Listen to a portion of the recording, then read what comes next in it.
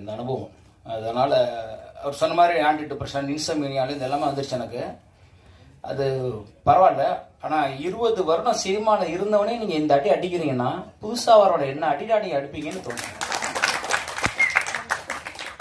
ஆனால் ஒரே ஒரு திமிரு, அது தமிழ்னால இருறா நான் நின்று பார்க்குறேன்னா நிற்கிறேன், வேற ஒன்றும் இல்லை. வேற ஆளாக தான் நிற்பாங்கன்னு தெரியல. நான் இருக்கிற இடத்துல அப்பேற்பட்ட ஒரு விளையாட்டு விளையாடுறாங்க சீரியஸாக. என்ன மாதிரியான அரசியலாக இருக்குது. ஒரு கலைக்குள்ளேயே கலையை கொள்கிறவர்கள் இருக்கிறது அது சினிமாவாக தான் இருக்கும் போல இருக்கு. வெளியில் இருப்பானான்னு தெரியல. வெளியேருந்து ஒரு எதிரி வருவான், வெளியேருந்து ஒரு விஷயம் வரும், எங்கேயாவது ஒரு 2 துரோகி இருப்பான், இடுப்பில் குத்துவான்.